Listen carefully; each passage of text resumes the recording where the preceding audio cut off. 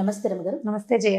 రమగారు, చిన్న పిల్లలకి చెప్పే కథల్లో భాగంగా ఏదైనా ఒక పంచతంత్ర కథ చెప్తారా? హ్మ్. మనం ఒక సామెత కథ చెప్పాం. పిట్టపోరు పిట్టపోరు పిల్లి తీర్చింది. అంటే రెండు పిట్టలు ఒక వస్తువుని తెచ్చుకుంటే పిల్లి దానికి సగం దీని సగం పంచుతూ తినేయడం, సామెత మీద నుంచి కథ. ఇలాంటిది ఒక పంచతంత్ర కథ ఉంది. ఇది మనము తెలుసుకోవచ్చు, పెద్దవాళ్ళకు కూడా ఉపయోగపడుతుంది. అంటే లైఫ్కి అప్లై చేయాలి జయ. పంచతంత్ర కథల్ని కథగా విని వదిలేయకూడదు, మన జీవితానికి అప్లై ఖచ్చితంగా పంచతంత్రాన్ని జీవితానికి అప్లై చేసుకోవాలి. మనం కొద్దిగా ఆలోచిస్తే ఆ కథ మన జీవితాల్లో ప్రతిబింబిస్తూ ఉంటుంది. అన్ని కథలు అంతే. సో పిల్లలకి చెప్పినప్పుడు ఇది పిల్లల కథగా ఎప్పుడూ పంచతంత్రాన్ని భావించద్దు. పంచతంత్ర చెప్పబడిందే జీవితాల కోసం. ఏదో జంతువులు బొమ్మలు కనపడి, జంతువుల పేర్లు కనపడి, జంతువు కథలాగా అనిపించంగానే మనం ఏం చేస్తామంటే ఇది పిల్లలది, ఇది పిల్లలది అని అనుకుంటాం. పిల్లలది కాదు పంచతంత్రం. ఈ 5 తంత్రాలు మన జీవితానికి ఉపయోగపడతాయి. మనం మామూలుగా చూడండి, ఏదైనా ఒక పని చేయాలి, ఒకటితోటి ఒక పని ఉంది, వాడితోటి ఆ పని చేయించుకోవాలంటే సామధాన భేద దండోపాయాలు ఉపయోగించాలని చెప్తారు. సామధాన భేద దండోపాయాలు అంటే ఉపాయాలు 4. ఇప్పుడు నేను మీ దగ్గరకు వచ్చాను, మీతో పని చేయించుకోవాలంటే నేనేం చేయొచ్చు? స్వీట్గా మాట్లాడచ్చు, ఒకటి మాట్లాడి పని చేయొచ్చు. ఒకవేళ నేను మాట్లాడినా మీరెవరో నాకు తెలియదు అన్నట్టుగా అవుతారు, మీరు మొహం పెట్టుకుంటే నేనేం చేయొచ్చు? మీకు పరిచయం ఉన్న వాళ్ళని ఇంకొకళ్ళని ఎవరి ద్వారా అయినా అప్రోచ్ అవ్వచ్చు. ఇప్పుడు ఇది 2 ఉపాయాలు అయినాయి చూసారు. ప్లాన్డ్గా చేయటమే కదా. జీవితం అంతా ప్లానింగ్ తోటే నడుస్తుంది. ఈ సామధాన భేద దండోపాయాలు ఏంటంటే, మొదటిది సామోపాయం, అంటే మృదువుగా మాట్లాడి మామూలు మాటలు. రెండోది దానం, నేను మీకు ఇది చేస్తాను, మీరు నాకు ఇది చేయండి. ఓకే. భేదం, ఇద్దరి మధ్యలో వాళ్ళు చేయమంటున్నారు, మీకు వచ్చు కదా అని అడిగితే వాళ్ళు చేయకపోతే నాకు రాదా అని వీడు తయారవుతాడు. ఇద్దరికి చెడగొట్టి మన పని చేసుకోవటం మూడో ఉపాయం. 4వది దండోపాయం, చేస్తావా చేయవా అని 2 కొట్టి పని చేయించుకోవటం. దండన అంటే డైరెక్ట్గా మనమే కొట్టక్కర్లా, వేరే వాడితో దండింపజేసి వాళ్ళతో పై వాళ్ళతో కేకలేయించి ఇవిడు చేయనంటోందేని మీ ఎండి గారితో మిమ్మల్ని కేకలేయించి పని చేయించుకోవటం, ఇది ఒక ఉపాయం. ఈ 4 ఉపాయాలు జీవితంలో దాదాపుగా ప్రతివాడు ప్రతిరోజు కూడా అప్లై చేయాలి. ఈ ఉపాయాలు పుట్టింది పంచతంత్రంలోనే. నేను అప్లై చేయనంటే లైఫే లేదు. అసలు అప్లై చెయ్యనంటే చేయకుండా లేదు, అసలు చేయకుండా లేదు. పిల్లల్ని బతిమలాడతాం, స్నానం చేయి, మా నాన్న స్నానం చేయి నిద్రలేదు, స్నానం చేయి, వాడు చెయ్యడు, చేయనంటాడు. స్నానం చేస్తే చాక్లెట్ ఇస్తా అంటావా అనవా? అంటాం.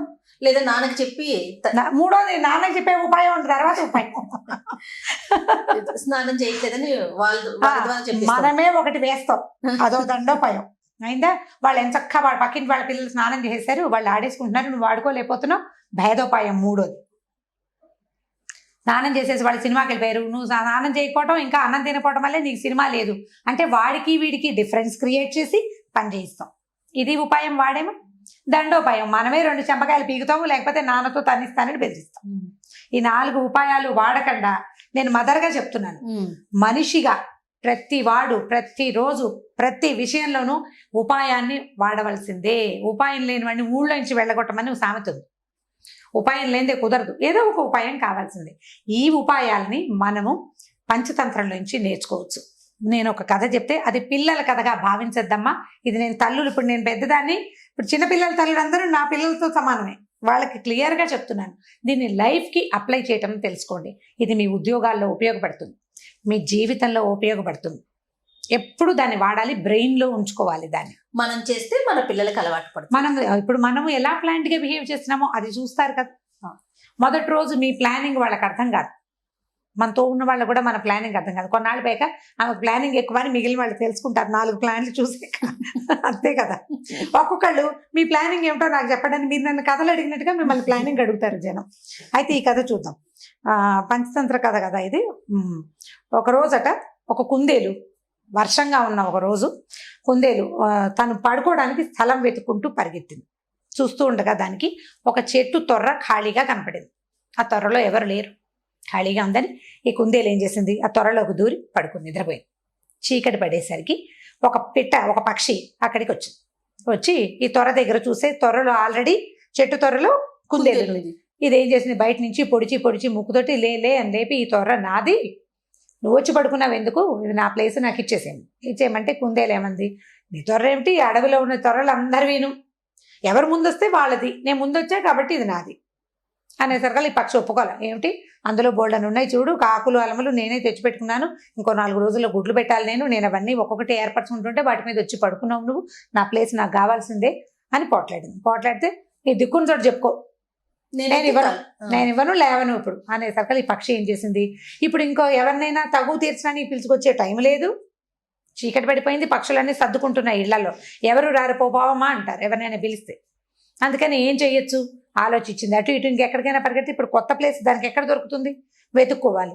దాని బదులు ఈ కుందేలుని బతులాడుకుంటే సరిపోతుందని ఏం చేసింది, ఈ కుందేలుని బాబు ప్లీజ్ చలిగా ఉంది బాగా, బయట వర్షం పడుతోంది, నాకు కూడా ప్లేస్ ఇవ్వు, మన ఇద్దరు తగువు రేపొద్దున ఎవరి దగ్గరైనా తీర్పించుకుందాం ప్రస్తుతానికి అని చెప్పి ఈ త్వరలో అది కూడా దూరి పడుకుంది. ఈ కుందేలు కూడా ఏమనుకుందంటే సరేలే వర్షం కదా పాపం అది మాత్రం ఎక్కడికి పోతుంది, పైగా ఇది నాదని చెప్తుంది, ఆల్రెడీ కింద ఆకులు అలమలు తగులుతున్నాయి, పక్షులు తెచ్చి పెట్టుకుంటాయి మెత్తగా ఉండేందుకు, అవి తగులుతున్నాయి దాని ఒంటికి. అందుకని ఈ పక్షిని కూడా తనతో పాటు పడుకుంది పక్షి. తెల్లవారింది, పక్షి కుందేలు 2 బయటకు వచ్చినాయి. ఇప్పుడు మన తగువ తీర్చాలి, ఈ ప్లేస్ ఎవరిది, తగువ తీర్చడం కోసం చుట్టూతా వెతికినాయి పక్షులన్నీ ఆహారార్థం బయలుదేరి వెళ్ళిపోతాయి తెల్లవారేసరికి. ఈ తగులు తీర్చే వ్యవహారాలు వాటికి రావు అవి, ఎందుకంటే వాటి తిండి వెతుక్కునే ప్రోగ్రామ్ ఉంటుంది, రోజంతా తిరిగి కదా వెనక్కి రావాలి. కొన్ని గుడ్లు పెట్టినవేమో పిల్లలకి తిండి పెట్టుకునే ప్రోగ్రాంలు ఉంటాయి, అవి చచ్చిన వేరే పనుల వైపు చూడం. అంటే ఎవరి పని వాడు చేసుకుంటారనమాట. నీ తగులు తీర్చే వ్యవహారం ఎవరికి అక్కర్లేదు. పంచాయతీలు ఎవరు పెడతారు, పని పాట లేని వాళ్ళు పెడతారు. ఇక్కడ ఉన్న పిట్టలన్నిటికీ వాటి పని వాటికుంది. సరే ఏం చేసినాయి, ఇవి 2 ఖాళీగా ఉన్న జంతువు కోసం వెతుక్కుంటూ తిరిగితే ఈ గంగా నది తీరంలో ఉన్నాయి ఈ చెట్లు. ఈ గంగా తీరంలో ఒక పెద్ద ఈవురు చెట్టు, బూరుగు చెట్టు, ఆ చెట్టు త్వరలో ఒక పిల్లి ఉంది. పిల్లి ఖాళీగా కూర్చుంటుంది, ముసలిది. దానికి పెద్దగా అంటే రోజంతా తిండికి కోసం వెళ్ళే ఓపిక లేదు, పిల్ల జల్లా లేరు, ఎవరికైనా ఆహారం తెచ్చిపెట్టాల్సిన పని లేదు, శక్తి ఉడిగిపోయింది, ఎక్కడో ఒక చోట కూర్చుంటుంది, ఏదో కాస్త తెచ్చు తిని, ముసలిది కదా కదలికలు తక్కువగా ఉంటుంది, అంటే పెద్దదనమాట. పెద్దవాళ్ళు ఏం చేస్తారు, ఏదో వేళకి చిన్నప్పుడు తిన్నంత ఆహారం వాళ్ళకి అక్కర్లేదు కదా, కొద్దిగా తిని ఎక్కువ గంటలు ఉండగలుగుతారు. పిల్లి కూడా అలాంటిదే. సరే ఏం చేసినాయి, ఈ 2 పిల్లి దగ్గరికి వెళ్దామని మెల్లిగా ఆ చెట్టు వైపుకి బయలుదేరినాయి. చెట్టు దగ్గరికి వెళ్ళేసరికల్లా అదేమో త్వరలోనే కూర్చుని మొహం బయటికి పెట్టింది. ఈ పిట్టాను ఈ కుందేలు ఇద్దరు కలిసి తమ కథ అంతా చెప్పినాయి. సాయంత్రం నేను వచ్చేసరికి అక్కడ ఎవరు లేరు, ఖాళీగా ఉంది, అందుకని నేను త్వరలో పడుకున్నాను, ఈ పెట్టేమో ఇది నాదంటోంది, కాబట్టి నువ్వు తీర్పు చెప్పాలి. అడవిలో ఎవరు ముందు ప్లేస్ సంపాదించుకుంటే వాడిదే కదా, నేను నిన్నే ఖర్చు వేశానంటే బస్సు సీట్ లాగా కుదరదు కదా అని కుందేలు, నేను కొన్నాళ్ళ నుంచి ఉంటున్నానని చెప్పేసరికల్లా ఈ పక్ష పిల్ల అనుకుంది, భలే టైంకి దొరికారు, అసలు ఇవాళ ఓపిక లేదు, ఆహారానికి వెళ్ళే ఓపిక లేదు, బాగా దొరికినాయని. అబ్బాయిలు మీరేదో కిచకిచా కిరికిరు అంటున్నారు కదా, నాకేమీ బాగా వినపడ్డలేదు, పెద్దదాన్ని కదా, ఇలా దగ్గరికి రండి, త్వరలోకి వచ్చేస్తే మీరు చెప్పేది నేను వింటాను. ఇంత దూరంగా చెప్తే నాకు ఎట్లా వినపడుతుంటే ఇవి 2 మొహమొహాలు చూసుకున్నాయి. ఏం చెయ్యాలి, పిల్లి దగ్గరికి వెళ్ళొచ్చా, ఆ పిల్లి కుందేల్ని చంపేస్తుంది, పిట్టని చంపేస్తుంది, రెండింటిని తినేయగలదు. అది ఏం చేయాలి ఆలోచించి, ఇది ఎలాగో ముసలిది, తొర్ర ఎలాగో చిన్నది, ఒకవేళ అదేమైనా చేస్తే పారిపోవచ్చు, అట్లా లోపల ఆలోచించుకున్నాయి. ఈ ఆలోచన కంటే ఆలోచన చిన్నది, తమ తగువ తీర్పించుకోవాలన్న ధోరణే వీళ్ళకి హెచ్చుగా ఉంది. అంటే ఫ్యూచర్ ఆలోచించకుండా ప్రజెంట్ సిచ్యువేషన్ని సాల్వ్ చేసుకోవటం మాత్రమే వాటి ఆలోచన. అందుకని ఇవి 2 ఏం చేసినాయి, మెల్లిగా అడుగులో అడుగేసుకుంటూ ఆ త్వర దాకా వెళ్ళి, అనుమానంగా ఉంది కొద్దిగా, బాగా కాదు, తగువే ఇంపార్టెంట్, లోపలికి వెళ్ళినాయి. త్వరలోకి వెళ్ళంగానే ఈ పిల్లి ఏం చేసింది, ఒక కాలేమో ఈ పిట్ట మెడ మీద వేసి దగ్గరికి లాగేసుకుంది, చటుక్కును నోరు తెరిచి ఆ కుందేలు మెడ గట్టిగా పట్టుకుని కొరికేసి, కుందేలు మెడకు తెగిపోయి పడిపోయింది. ఈ కాలి కింద పిల్లి గోళ్ళు మహాపదునుగా ఉంటాయి, ఆ పక్షి మెడ పట్టుకునేసరికల్లా మెడ కాస్త విరిగిపోయింది. చక్కగా ఇది తాపిగా ఆ కుందేల్ని పక్షిని చిన్నది కదా, అది ముందు తినేసి కుందేల్ని రేపటికి దాచుకొని ప్రశాంతంగా మళ్ళీ 3-4 రోజుల తర్వాత తగు తీర్పించడానికి ఎవరు వస్తారోనని వెయిట్ చేస్తూ కూర్చుంది. ఇప్పుడు కథ చూడండి, ఇవి 2 తమ తాత్కాలికమైన తగాదా కోసం ప్రమాదకరమైన పరిస్థితి వచ్చే చోటకి వెళ్ళినాయి. ఇవి ప్రజెంట్ సిచ్యువేషనే తప్పిస్తే ఫ్యూచర్ ఆలోచన లేదు. దీన్ని పిల్లలకు అప్లై చేద్దాం. ముందు పిల్లలు ఎంతసేపు కొట్లాడుకుంటారు, స్కూల్లో కొట్లాడుకుంటారు, టీచర్ దగ్గరికి వెళ్తారు, 2 పిల్లలు కొట్టుకుని టీచర్ దగ్గరికి వెళ్ళంగానే ఆ టీచర్ ఏదో కేకలేస్తుంది, ఏదో చెప్తుంది, తర్వాత వీడికో నోట్సు వాడికో నోటు రాసేసి ఇంటికి పంపిస్తుంది. పేరెంట్స్ని పిలిపిస్తారు. అదే కాకుండా ఈ పేరెంట్స్ రావడము వీలు కుదిరితే కొంచెం నోరు గల అమ్మలక్కలు అనుకోండి, ఇద్దరు మీ అబ్బాయి చేశాడు అని పొట్టాడుకుని పిల్లలు ఆడుకుంటారు, వీళ్ళు మొహమొహాలు చూసుకోకుండా అవుతారు. ఇదొకటి. అక్కడి నుంచి ఈ టీచర్కి ఎవ్రీ టైం ఏ సిచ్యువేషన్ వచ్చినా వీళ్ళిద్దరు ఎప్పుడు కొట్టుకుంటారనే ఉండిపోతుంది ఇంప్రెషన్. తగాదాలు మనలో మనం తీర్చుకోవాలి. ఇప్పుడు పెద్దవాళ్ళ దగ్గరకు వద్దాం. ఇప్పుడు మనం అందరం అప్లై చేసుకోవాలనుకుంటున్నామా? అవును. భార్య భర్త పోట్లాడుకుంటారు చిన్న విషయానికి, దాన్ని వాళ్లే సింపుల్గా సార్ట్అవుట్ చేసుకుని, ఒకళ్ళు తగ్గి ఇంకొకళ్ళు పెరిగి, వాళ్ళు తగ్గినప్పుడు మనం పెరిగినప్పుడు రెండో వాళ్ళు తగ్గి చేస్తే సర్దుకుపోతుంది. దీన్ని పెద్దది చేసి మూడో వాళ్ళ దగ్గరికి తీసుకెళ్ళామంటే మనం ఫ్యూచర్ ఆలోచించాం. అమ్మ నాన్న అయ్యారనుకోండి, పిల్లల భవిష్యత్తు, పిల్లల జీవితం, ఎంత రోడ్డు ఎక్కుతాం మనం. మళ్ళీ కలిసి ఉండాల్సి వస్తుంది. ఎలాగో మీ మీద ఉన్న బ్యాడ్ ఇంప్రెషన్ వీళ్ళు ఎప్పుడూ కొట్టుకుంటారు అన్నమాట అలాగే ఉండిపోతుంది. భార్య భర్త ఇట్లా, అక్క చెల్లెళ్ళు వాళ్ళు అంతే, తోడుకోడళ్ళు వాళ్ళు అంతే, అత్తా కోడలు ఎవరైనా అంతే. మనం తాత్కాలికంగా వచ్చిన తగాదాన్ని ఇప్పుడు ఆఫీసులో కొలీగ్స్ కూడా అంతే. ఇప్పుడు ఒకే త్వరలో కుందేలు పక్షి సర్దుకుని పడుకునే, అదే సర్దుబాటు కొన్నాళ్ళు చేస్తే సరిపోతుంది. మర్నాడు తగాదా తీర్చడానికి మూడో మనిషి దగ్గరికి వెళ్ళేసరికల్లా అది ప్రమాదంగా వాటికి సంభవించింది. మనం చచ్చిపోవనుకోండి, అవి చిన్న పక్షులు కాబట్టి, జంతువులు కాబట్టి. ఇప్పుడు ఈ కథని పెద్ద విషయాలకి అప్లై చేసుకోవాలి, మన జీవితానికి అప్లై చేసుకోవాలి. ప్రతి చోట అంతే చేయాలి. మనం గాడిద ప్లానింగ్ కథ చెప్తున్నామా? ఆ ప్లానింగ్ పిల్లలకేనా? మనకు కాదా? ఖచ్చితంగా మనకు కూడా ప్లానింగ్ కావాలి, మనకి కూడా జాగ్రత్త కావాలి, మనకి కూడా తెలివి కావాలి, పిల్లలకే కాదు. ఇది మొత్తం ప్రతి వ్యక్తికి, మానవులకి అవసరమైన విషయాలు. నీతి కథలన్నీ పిల్లలకి చెప్పడానికి కాదు, నీతి కథలు మనం తెలుసుకోవడానికి కూడా కాదు, తెలుసుకుని అప్లై చేయటానికి, జీవితంలో దాన్ని వాడుకోవడానికి. పంచతంత్ర కథని శ్రద్ధగా వినండి, శ్రద్ధగా చదవండి, దాన్ని మన జీవితానికి అప్లై చేసే ప్రయత్నం చేయండి. ఒకసారి కనుక మనకి ఇది అర్థమైతే మనం కొట్లాటలకు వెళ్ళాం. ఏదైనా వచ్చినా మనలో మనం సార్ట్ చేసుకోవాలనుకుంటాం, ఆలోచన మారుతుంది. మీరు ఆలోచన మారడానికి ఇది తీసుకోండి. మీకు పంచతంత్ర కథ ఒరిజినల్ ఎప్పుడు నేను మీకు చెప్పలా. విష్ణు శర్మ అనే ఒక పండితుడు తెలివి తక్కువగా, రాజుగారి అబ్బాయిలు నలుగురు, రాజుగారి తెలివైన వాడు, ఆయన పిల్లలు నలుగురికి పొట్టి తెలివి తక్కువ వాడు. ఈ నలుగురు తెలివి తక్కువ పిల్లల్ని రాజుగారు విష్ణు శర్మకి అప్పచెప్పాడు. ఆయన ఈ కథలు, పంచతంత్ర కథలు చెప్పి వీళ్ళని రాజకీయ దురంధరులుగా చేశారట. అలా వచ్చినాయి కథలు. వాళ్ళకి ఈ జంతువుల కథలు చెప్తూ ఎట్లా మీరు లైఫ్ కి దీన్ని వాడుకోవాలో చెప్పాడు. బుద్ధిని పెంచుకోవాలి. కథని పిల్లలకి చెప్పడం కాదమ్మా, మీరు కూడా దాన్ని లైఫ్ కి అప్లై చేయడానికి ట్రై చేయండి.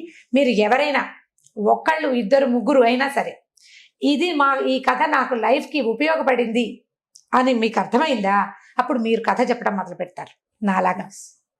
సూపర్. అంతే, దీన్ని అప్లై చేయండి. ఏ నీతి కథనైనా ఇలాగే చేయాలి. మనం పిల్లలకి ఏదో ఒక స్టోరీ కోసం కాకుండా నీతి జీవితానికి ఉపయోగపడే నీతి అంటేనే అది. రమగారు, పంచతంత్ర కథలో భాగంగా ఈరోజు ఒక స్టోరీ చెప్పండి. అంటే మనం పంచతంత్ర నీతి కథలు అని చెప్పాం కదా. అవునండి. సో ఈ నీతి కథలు చెప్తాం. మనకి తెలుగులో పద్యాలు ఉన్నాయి. సుమతి శతకం, వేమన శతకం పద్యాలు ఉన్నాయి. కొంతమంది అడుగుతుంటారు, శతక పద్యాలు చెప్తారా మీరు, ఇందులో చెప్పండి అని. ఇందులో చెప్పడం అయితే సాధ్యపడే వ్యవహారం కాదు. 1-2 సార్లు ట్రై చేసాం, అదేమంత బాగా వర్కౌట్ అయినట్టు అనిపించలేదు. పద్యాలు చదువుకోవాలి ఎవరైనా సరే. తెలుగు ఒక పద్యం చెప్తాను చూడండి, ఆ పద్యానికి రిలేటెడ్ కథ చెప్తాను. బలవంతుడ నాకేమని పలువురతో నిగ్రహించి పలుకుట మేలా, బలవంతమైన సర్పము చలిచీమల చేత చిక్కి చావదే సుమతి. అంటే నాకేమిటి అని గనక ఇదిగా ఉంటే నువ్వు దొరికిపోతావు ఎప్పుడో ఒకప్పుడు. ఎందుకంటే ఎంత బలవంతమైన సర్పమైనా చీమలకి దొరికిపోతుంది. ఒక చీమ కొడితే దానికి ఏమవ్వదు, అన్ని చీమలు కలిసి మీద పడి కొడితే మనకి దేశంలో తిరుగుబాట్లు అవన్నీ కూడా ఇలాగే జరిగినాయి. ఒకడు పోట్లాడతాడు, వాడి వల్ల ఏం కాదు. ఆ పోట్లాట 100 మందికి ఇదైంది అనుకోండి, 100 మందిలోకి స్ప్రెడ్ అయింది అనుకోండి, 100 మంది కలిసి ఒక బలవంతుడి మీద పడితే వాడి తలకు కలిసింది. కాబట్టి నాకేమిటి అని అనుకోకూడదు. ఎవడైనాను మనుషులతోటి సానుకూలంగా పోవాలి ప్రతిదానితో అని సుమతి శతకారుడు చెప్పాడు. దీనికి దగ్గరగా కాదు కానీ ఇంచుమించుగా ఇలాగే ఉందని చెప్పడానికి వీల్లేదు. ఒక మంచి కథ ఉంది. ఒక పల్లెటూరికి చుట్టుపక్కల ఈ పాత రోజుల కథలు చెప్తాం కదా మనం అన్ని. అడవి దారి ఉందట. దానికి ఆ ఊరికి 2 దారులు ఉన్నాయి. అడవిలో నుంచి ఒక దారి, చెరువు పక్క నుంచి ఒక దారి. అడవిలో నుంచి దారి నిజానికి దగ్గర దారి. చెరువు పక్క అంటే చెరువు పక్క నుంచి కట్ట మీద నుంచి చుట్టుకుని రావాలి. అయినా కూడా ఈ దగ్గర దారిని ఎవరు తీసుకోకుండా ఈ చెరువు చుట్టుపక్కల నుంచి నడిచే వాళ్ళ బోల్డని కిలోమీటర్లు అంటే బోల్డని మైళ్ళు నడవాల్సి వచ్చేది. ఎక్కువ పర్లంగుల దూరం ఉండేది. ఇది తక్కువ. కానీ వచ్చేవాళ్ళు కాదు. ఎందుకు వచ్చేవాళ్ళు కాదంటే మధ్యలో ఒక పెద్ద పుట్ట ఉందట. ఆ పుట్టలో పెద్ద పాము, చాలా పెద్దది. అసలు అది నోరు తెరిస్తే అంటే అది పడగ తెరిస్తే ఇంత పెద్దది, 5-6 చేతులు కలిస్తే ఎంత ఉంటుందో అంత పెద్ద పడగతోటి ఆ పాము బుసలు కొడుతూ కనపడ్డ వాళ్ళ వెంబడబడి హడలు కొట్టేసేది.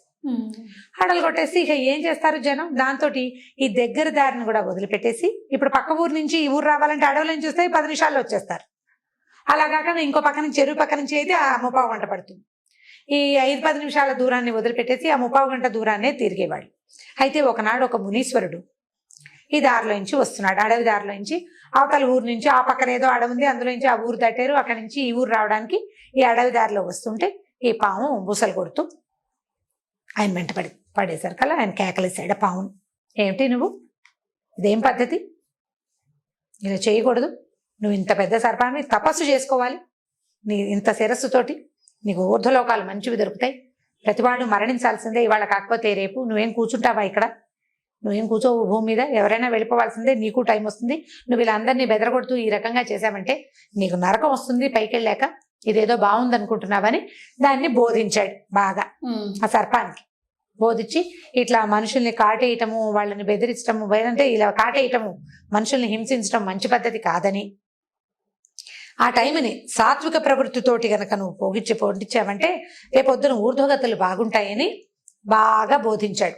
ఆ సర్పం ఇంత పెద్ద మహానుభావుడు ఋషీశ్వరుడు చెప్తున్నాడని సరేనని ఒప్పుకుంది. అయిందా, సరే ఇలా కొంతకాలం గడిచింది.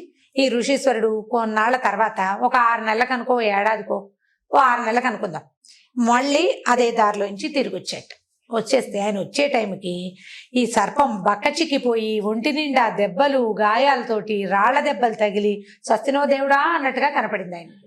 ఆయన తెల్లబోయి, ఇదేమిటి ఇలా అయిపోయావు, మొన్న వచ్చినప్పుడు అంత శుభ్రంగా ఉన్నావు, అంత బారు, అంత బలంగా ఉన్నావు, ఇంత పడగా అంత ఇదిగా ఉన్నవాడివి, ఇలా అయిపోయావేటో నువ్వు అని అడిగాడు.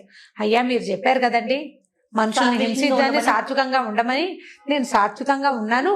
ఉండేసరికల్లా ఈ ఊరి జనం అంతా తెలుసుకున్నారు ఈ పాము ఎవరి వెంట పట్టలేదని, ఎవరిని చూసి బుసలు కొట్టట్లేదని, ఎవరిని కాటేయటానికి ప్రయత్నం చేయటం లేదని తెలుసుకుని వాళ్ళకి అలుసైపోయింది ఈ పాము. అలసైపోయి ఈ గొడ్లకాడ బుడ్డాళ్ళు ఉంటారు, ఆవుల్ని గేదెలు తోలుకొచ్చే వాళ్ళు, మేకలను కాసుకునే వాళ్ళు, వాళ్ళంతా తలా ఒక రాయి విసిరేసి ఒకటి తోక పట్టుకుని గిరగిర తిప్పి పారేసి దాన్ని ఊళ్ళో జనం కూడా ఊరి జనం కూడా అటువైపు వచ్చినప్పుడల్లా ఏది పాము వస్తుందో రావట్లేదో చూసి దాన్ని ఆట పట్టించి, ఇప్పుడు మీరేమో సాత్వికంగా ఉండమన్నారు, సాత్వికంగా ఉండేసరికి ఇలా చేశారండి అంటే మునీశ్వరుడు అన్నట్టు, ఓ నీ తెలివి తెల్లారా, నేను కాటేయొద్దన్నాను కానీ బుసలు కొట్టొద్దన్నాను, నేను బుస కొట్టాలి, నువ్వు కాటేయద్దు, కాట అందుకుని సంపద్దు జనాల్ని హింసించద్దని చెప్పాను కానీ నీ సహజ గుణమైన బుస కొట్టడానికి కూడా నువ్వు మానేస్తే ఇప్పుడు ఏమైంది చూడు నీ పరిస్థితి ఏమొచ్చిందో. కాబట్టి ఇలా తెలివి తక్కువగా చేయకూడదు. సాత్విక ప్రవృత్తి అంటే అనవసరంగా అన్నెసెసరీగా ఎవరి జోలికి వెళ్ళొద్దని, అంతేగాని నీ సహజ ప్రవృత్తిని దాచుకోమని కాదు.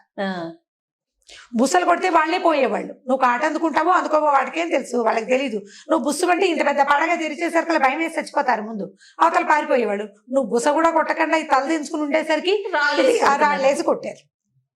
కాబట్టి బుసలు కొట్టు అని ధర్మం చెప్పి వెళ్ళిపోయాడు. ఇప్పుడు చూడండి, సాత్వికంగా ఉన్ననాళ్ళు మనుషులకి అలుసుగా కనపడతాం మనం. మెతకగా ఉండే ప్రవృత్తిని దాచిపెట్టుకోవాలి. మీ ప్రవృత్తి అదే, మీరు ప్రతిక్రియలు చెయ్యరు ఎవరికి అయినా కూడా గంభీరంగా ఉండాలి మనుషులు. మెతకతనాన్ని బయట పెట్టుకుంటే పిల్లలకు కూడా అలసైపోతారు. జయ కొట్టేస్తా అని కొట్టరు తల్లులు, చిత కొట్టేస్తానంటారు. ఓ చమకాయ కొడితే ఓసారి వాళ్ళకి తెలుస్తుంది పిల్లలకి, కొట్టేస్తాను, చంపేస్తాను, చిత కొట్టేస్తాను, నాలుగు కోసేస్తాను, ముక్కు కోసేస్తా, ఇలా ఎన్ని తిట్లు తిడతామో పిల్లల్ని. డొక్క చించేస్తాను, నా రెగ్యులర్ డైలాగ్ అది. ఏమంటాను, నేను కూడా ఏం కొట్టలేను. ఎప్పుడో కొట్టినప్పుడు కొడతాము, ఎప్పుడో అది కొడతాను అని అన్నామా కొట్టి తీరాలి ఒక దెబ్బ. కనీసం 10 సార్లు బెదిరించి ఓసారి అయినా కొడితే పిల్లలు చూస్తే వాళ్ళిద్దరిని తిట్టుకుంటారు. అదే ఎవరైనా కానీ, ఇప్పుడు మావాడైతే నువ్వు చేసే పని చెప్తున్నామని చెప్తాడు నాకు. నేను అలాగే ఒక 5-6 సార్లు బెదిరిస్తాను. ఎప్పుడో ఒకరోజు చేతిలో ఉన్నది విసిరేస్తాను. కొట్టడమే, చేతిలో ఉన్నది విసిరేయటమే. నేను నీకు ఇవ్వను అన్నానా, ఇక నువ్వు ఏం చేసినా నేను చచ్చినా ఇవ్వను. ఇక పాకెట్ మనీ కట్టండి కట్టే, ఇక నువ్వు అడుగు. పెద్దమ్మ వచ్చినప్పుడు, మావయ్య వచ్చినప్పుడు, మామ నా పాకెట్ మనీ ఇవ్వట్లేదని దొంగ మాటలు వాళ్ళ దగ్గర చెప్పినా సరే, మీరు చావండి మీరు చెప్పినా సరే నేను ఇవ్వను వీడింతే. ఆ మొండితనం మనుషుల దగ్గర ఉండాలి, పిల్లలకి తెలియాలి. ఈ కథ చెప్తోంది అందుకే. పిల్లలకు కూడా చెప్పచ్చు. స్కూళ్ళల్లో ఏం చేస్తారంటే ఈ వీళ్ళ చాతకానితనాన్ని, మెతకతనాన్ని ప్రదర్శించకూడదు, కామ్గా ఉండాలి. ఉండేసరికల్లా బెదురుతారు, నాకు రాదు, నాకు భయం అన్నమాట చెప్పావా అవతల వల్ల కలిసైపోతాం. అందుకని మనం కూడా మెతకతనాన్ని దాచుకోవాలి, దాన్ని చూపించకూడదు.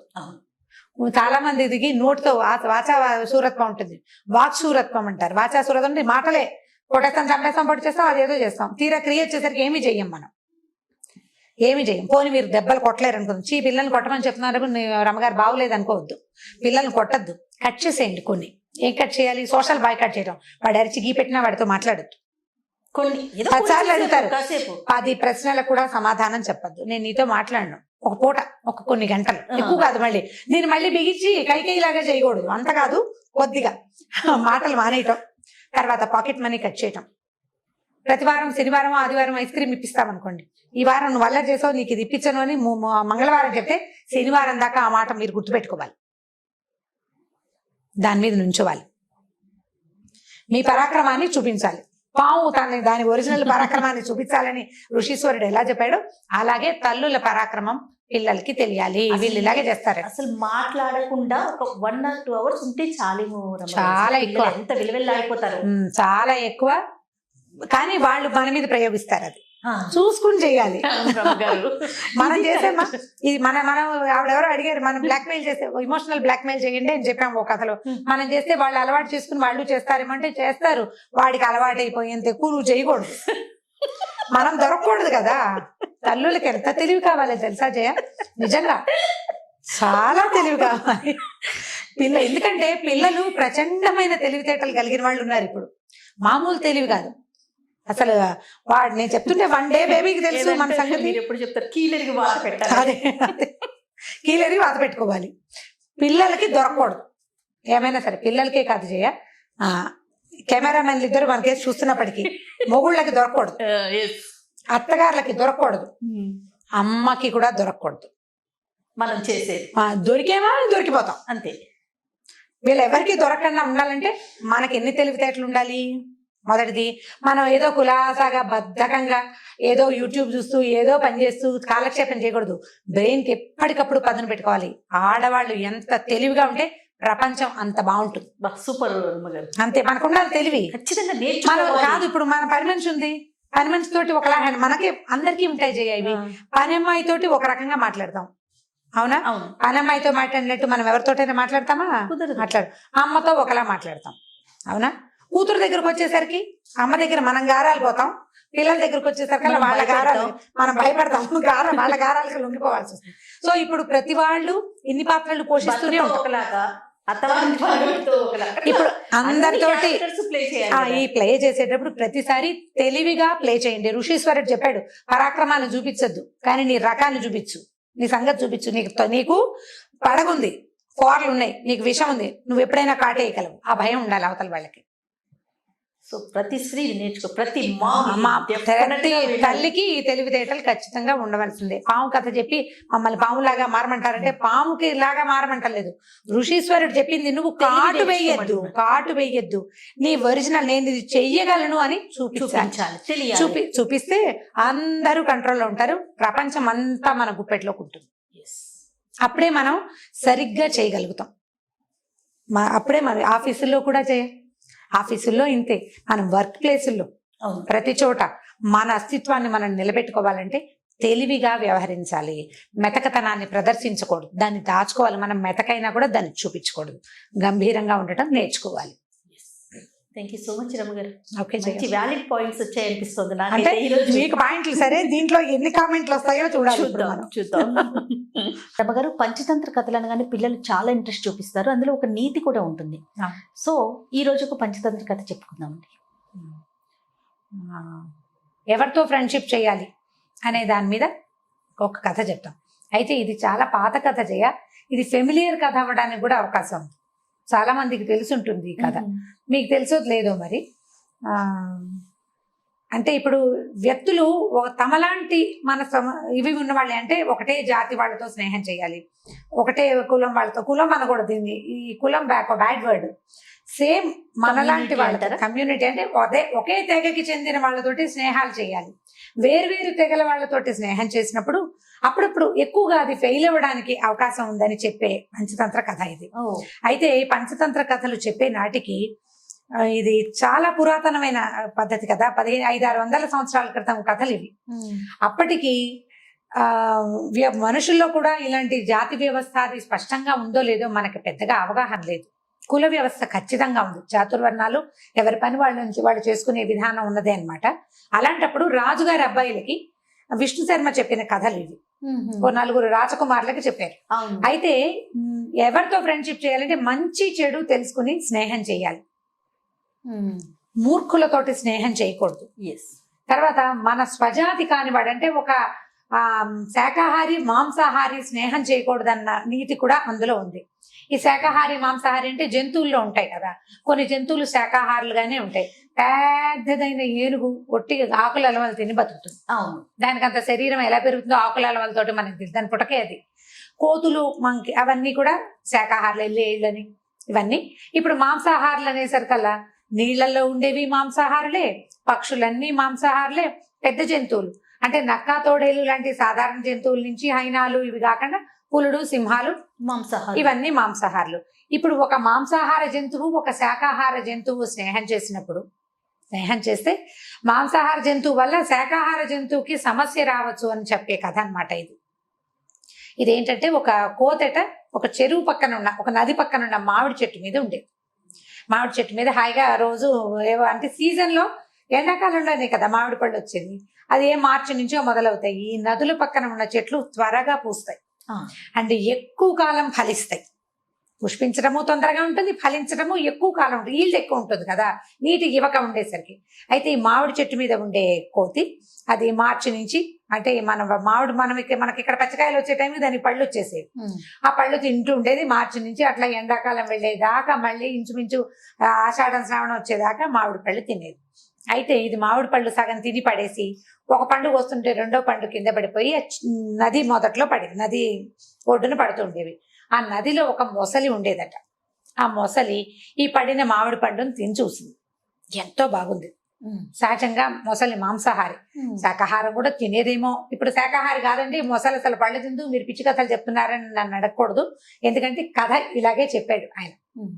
ఇది మీరు మేము అనుకుని చెప్పే కథ కాదు కదా, ఇది అంటే ఒక నీతిని మనకి ఇంజెక్ట్ చేయటం కోసం చెప్పబడిన కథ కదా. ఈ మొసలి ఇక మామిడి పళ్ళు తింటుంటే చాలా బాగున్నాయని కోతికి చెప్పింది. కోతి ఏం చేసింది, అప్పటి నుంచి కొంచెం స్నేహం చేసుకున్నాయి అనమాట రెండు. ఈ రకరకాల పళ్ళు తను కోసుకుని తింటున్నప్పుడల్లా ఓ పండు కిందకి పడేస్తుండేది, అడవిలోకి వెళ్ళి జామ పళ్ళు తెచ్చు తినేది, ఓ 2 జామ పళ్ళు మొసలికి కూడా తెచ్చిచ్చేది. ఇలా తీయటి పళ్ళు తింటూ ఉండేది మొసలి. అయితే ఇలా రోజులు గడుస్తూ ఉండగా ఒకసారి చాలా పళ్ళు, పెద్ద గాలి వాన వచ్చి పళ్ళు ఎక్కువ రాలిపోయింది. కోతి మొసలి తినగలనని తిన్నాయి. కోతి అంటే ఒక కోతే ఉండదుగా, చుట్టుపక్కల బోళ్ళని కోతులు ఉంటాయి, అవి ఇవి అన్ని తినేగా కూడా కొన్ని పళ్ళు ఉండిపోతే ఈ మొసలి ఏం చేసింది, ఈ పళ్ళని తన భార్యకి తీసుకెళ్ళిందట. దేనికైనా మగదానికి ఆడది ఉండాల్సిందే కదా, తన ఆడ జంతువుకి పట్టుకెళ్ళింది మొసలి కోసం. పట్టుకెళ్తే ఆ మొసలి ఆడ మొసలి తిని చూసింది, ఎంతో బాగుంది, ఎంత బాగుందో అంటే అప్పటి నుంచి ఇది కోతి నా ఫ్రెండ్, మేమిద్దరం కబుర్లు చెప్పుకుంటున్నాము, అక్కడ చెరువు ఒడ్డున మాట్లాడుకుంటున్నాం, ఈ నది ఒడ్డున అని చెప్పేది. అక్కడి నుంచి ఈ ఆహారం పంచుకుని తినడం వల్ల స్నేహం ఏర్పడుతుంది. ఇవి రెండు బాగా ఆ కబుర్లు ఈ కబుర్లు, చెరువులో ఇంతలు విశేషాలు, నదిలో ఉన్నవి, నీళ్ళలో ఉండేవి అన్ని మొసలు చెప్పేది, అడవిలో ఉన్న విడ్డూరాలు అవన్నీ కోతి చెప్తుండేది, మాట్లాడుకునేవి. ఇలా ఎక్కువసేపు కబుర్లు చెప్పుకుంటూ భార్య దగ్గరికి వెళ్ళేది కాదట ఈ మొసలి. వైఫ్ తో స్పెండ్ చేసే టైం తక్కువ, ఫ్రెండ్ తో స్పెండ్ చేసే టైం ఎక్కువ. ఇలా అయ్యేసరికల్లా ఆడ మొసలికి కోపం వచ్చింది. ఎంతసేపు వెళ్ళి ఆ నది ఒడ్డున అక్కడ కూర్చొని ఉంటాయి. అయితే చెప్పింది, ఇదేం చేసింది, ఇది కోపం వచ్చేసిందట ఈ ఆడ మొసలికి. ఇది ఎంతసేపు అక్కడ మాట్లాడుతుంది, నా దగ్గరికి రావటం లేదు వీడని చెప్పేసి ఏం చేసిందంటే ఈ మొసలికి ఏం చెప్పింది, నువ్వెంత తియ్యటి పళ్ళు తెస్తున్నావు, నీకు ఇంత తియ్యటి పళ్ళు ఇచ్చే నీ ఫ్రెండ్ ఉన్నాడు చూడు, వాడెంత గొప్పవాడు, వాడే ఇస్తాడు పళ్ళు, ఎందుకంటే నువ్వు కోసుకోలేవు కదా చెట్టుకి. అంత తీయటి పళ్ళని తిని రోజు అవే తిని బతికే వాడి గుండె ఎంత తీయగా ఉంటుందో, ఆ గుండెని నాకు రుచి చూపించు అని అడిగింది. ఇప్పుడు గుండెని రుచి చూపిస్తే అది ఉంటుందా? జంతువు చనిపోతుంది, ఉండదు. ఈ మొసలి సరేనని ఒప్పుకుంది. బుర్ర లేదు దానికి. అది సరే, భార్య 2 సార్లు 3 సార్లు ఆ కోతి గుండె కోసం అడుగుతూనే ఉండేది, తీసుకురావా అంటే ఈసారి అని కొన్నాళ్ళు నడిచింది. తర్వాత ఒక రోజు మాటల మధ్యలో తన భార్య ప్రస్తావన వచ్చినప్పుడు, మా ఆవిడ నిన్ను ఎప్పటి నుంచో తీసుకురమ్మంటుందో, నేను చూస్తానంటుంది అని కోతిని అడిగేసరికల్లా కోతంది, దానిదేముంది, వస్తా పదా, నన్ను తీసుకెళ్ళు అని చెప్పేసి ఈ మొసలి వీపు మీద కూర్చుంది కోతి. ఈ రెండు మరి కోతి పెద్దగా ఈత కొట్టడాలు అవి రావు దానికి. మొసలి వాళ్ళ ఆవిడ అక్కడెక్కడ ఉంటుంది అంతఃపురండు, ఇవి వెళ్ళాలి కదా ఇక్కడి నుంచి. ఈ మొసలి మీద ఎక్కింది. మొసలి మీద ఎక్కితే ఈ మొసలి కొంచెం ముందుకెళ్తుండగా ఏం చెప్పిందంటే, నువ్వు ఎంత మంచివాడు పోయి, నీ అంత మంచివాడు ఎవడైనా ఉంటాడా, అందుకే నీ గుండె తీయగా ఉంటుందని మా ఆవిడకి తెలుసు అనేసరికల్లా కోతికి గుండె లటక్కమంది. అర్థమైంది, అమ్మో ఇదేదో పెట్టుకుందిరా మనసులో అని అనుకుని, ఏమిటవి నా గుండె రుచిగా ఉండటం ఏమిటి, నేనే రుచిగా ఉంటానంటే, అవునట నా భార్య చెప్పింది, అందుకే నేను తీసుకురమంది, నీ గుండె తినాలనుందో ఆమెకంటే. అయ్యో అలాగా, భలేవాడివి. వెంటనే ఈ కోతి తెలుసుకుందనమాట. నేను వెంటనే మాట మార్చేసి, భలేవాడివి, ముందే చెప్పద్దు, నా గుండె చెట్టు మీద పెట్టొచ్చాను అని చెప్పేసరికల్లా మొసలుంది, నిజమా గుండె చెట్టు మీద పెడతారంటే, నాకు 2 గుండెలు ఉంటాయి, ఒక గుండె చెట్టు మీద పెట్టుకుంటా, 2వ గుండె నేను నా దగ్గర ఉంటుంది.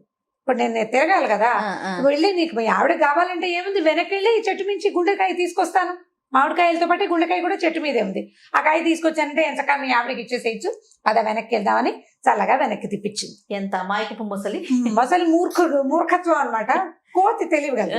సరే, ఇద్దరు వెనక్కి వెళ్ళారు. కోతి చక్మని చెట్టెక్కి, ఓరి పిచ్చివాడా, నువ్వెంత మూర్ఖుడివి, నా గుండె తింటే నేను బతుకుంటానా, నీ స్నేహితుడిని చంపడానికి నీ భార్య ఎత్తు వేసింది అనే విషయం నీకు తెలియదంత మూర్ఖుడివి నువ్వు. ఒక ప్రాణికి 2 గుండెలు ఉంటాయి అని కూడా నీకు తెలియదు, నువ్వు అంత మూర్ఖుడివి. నీలాంటి మూర్ఖుడితోటి కనుక స్నేహం చేస్తే ఇక నేను నా పని ఎప్పటికప్పుడు ఇలాగే నేను సూపులో పడుతూ ఉంటాను. మూర్ఖులతోటి స్నేహం చేయకూడదు. పైగా నీ బుద్ధి వేరు, నా ఇది వేరు. ఇప్పుడు నా మీద నీ కోపం రాగానే నువ్వు నోరు తెరిచి పళ్ళతో పట్టుకున్నావా, నేను చచ్చిపోతాను. తెలియక పొరపాటున నా జాతి కాని వాడివి, మాంసాహారివైన నీతోటి స్నేహం చేశాను, నీతో ఇంకెప్పుడు స్నేహం చేయను, నువ్వు నన్ను పిలవద్దు, నేను నీ దగ్గరికి రానని చెప్పేసి ఆ మామిడి చెట్టు దిగి ఇంకో పక్కకి వెళ్ళిపోయింది. మొసలి ఏం పరిగెత్తినా దాన్ని పట్టుకోలేదు. నీటి మీద స్పీడ్ గా వెళ్తుంది కానీ నేల మీద అంత బాగా నడవలేదు కదా, చెట్లు ఎక్కలేదు. కోతిని పట్టుకోవడం దాని వశం ఉండదు. అయ్యో అని తల బాదుకుని, ఈ భార్య మాటలకి ప్రలోభపడి అనవసరంగా అమ్మాయి ఏదో ముద్దుగా చెప్పిందని అనుకున్నాను కానీ నా స్నేహితుడిని దూరం చేస్తుందని నేను అనుకోలేదు. ఇలాంటి తెలివి తక్కువ పని చేసినందుకు వృధాగా స్నేహాన్ని పోగొట్టుకున్నానని బాధపడుతూ మొసలి వెనక్కి వెళ్ళిపోయింది. ఇంకా ఎప్పుడు కోతులు నీటిలో ఉన్న జంతువుల జోలికి వెళ్ళలేదట ఆ తర్వాత. దీంట్లో నీతి ఏంటంటే, స్నేహితుల నుంచి దూరం చేయడానికి భార్యలు కూడా ప్రయత్నిస్తారు అనేది ఒక నీతి ఒకటి. తర్వాత మన జాతి కన్వర్డ్ అంటే మనలాంటి లైక్ మైండెడ్ పీపుల్ తోటే స్నేహం చేయాలి, కానీ జాతి అంటే ఇందులో వెంటనే వేరే అర్థాలు వచ్చేస్తాయి. అంత విపరీతార్థం ఏం లేదు. లైక్ మైండెడ్ పీపుల్ తోటి, ఒకటే రకమైన ఆహార విహారాలు ఉన్న వాళ్ళతోటి స్నేహం చేయాలి. ఇప్పుడు మనం చూడండి, ఈ ఇంటర్నెట్ లో ఫ్రెండ్షిప్, ఇప్పుడు ఫేస్బుక్ ఫ్రెండ్షిప్ చేస్తారు. ఈ ఇండియాలో ఉన్న అమ్మాయి ఫారెన్ లో, సౌదీ అరేబియాలో ఎక్కడో ఉన్న అబ్బాయి, వీళ్ళిద్దరికి ఫ్రెండ్షిప్. వాడు ఏదో చెప్తాడు, నాకు 30,000 కావాలి, 25 లక్షలు కావాలి, 20 లక్షలు, 5 లక్షలు కావాలంటే వాళ్ళని నమ్మి అకౌంట్లలో వేసేస్తున్నారు డబ్బులు. అవునండి. ఇప్పుడు వాడెవరో జాతి, నేనెవరో జాతి అనే ఇంగితం ఉండడం లేదు. ఇప్పుడు మన దగ్గర లోకల్ జాతుల గురించి కాకుండా ఇలా విపరీతపు జాతుల గురించి జాగ్రత్త పడాలి కదా, జాగ్రత్త పడాలా. సో ఇలాంటి వాటిని స్నేహం చేసేటప్పుడు ఎలాంటి వాళ్ళతోటి స్నేహం చేయాలి.